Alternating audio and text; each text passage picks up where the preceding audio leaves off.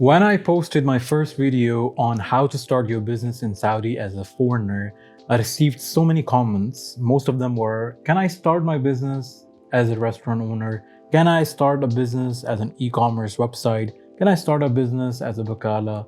I had so many of these questions, so I thought, why not make a video on this? Before we start, guys, don't forget to subscribe. You know that I keep posting on these topics, so you don't want to miss my next video. Subscribe now.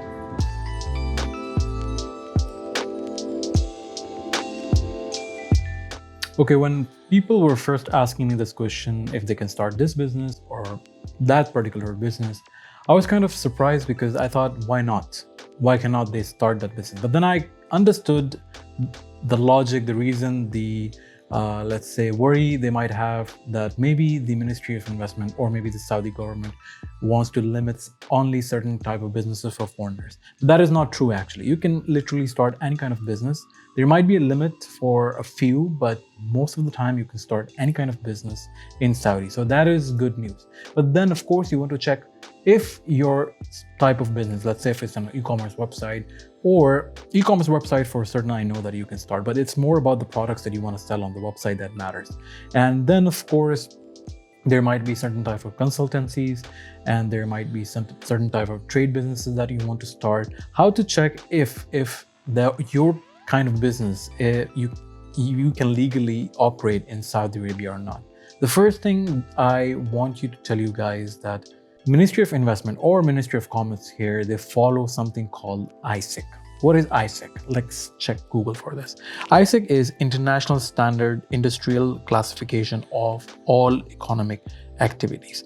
This is now, as you can see, it's an international standard. Ministry of Commerce, Ministry of Investment do follow a version of that, which means that not all of them might be there, but some of them might be removed. Some of the activities might be removed right from there.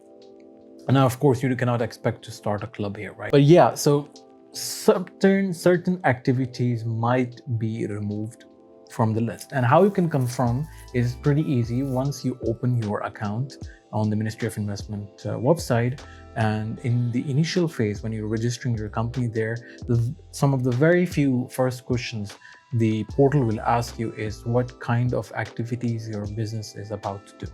And then you can select multiple activities from there.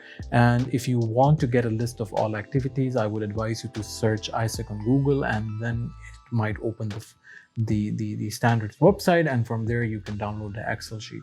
Now, of course, as I said earlier, not all kinds of activities are supported here in Saudi because we're a Muslim country and we have to abide by the Sharia law as well.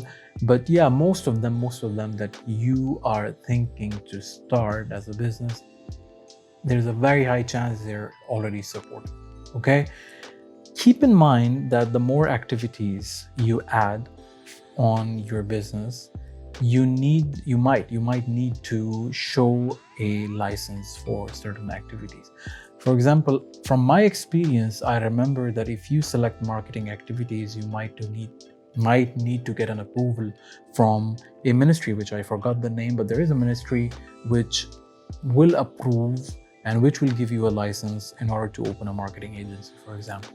And there are certain ministries out there which are separate than Ministry of Investment that are responsible to analyze your application and then based on your application give you a approval green signal in the form of a license.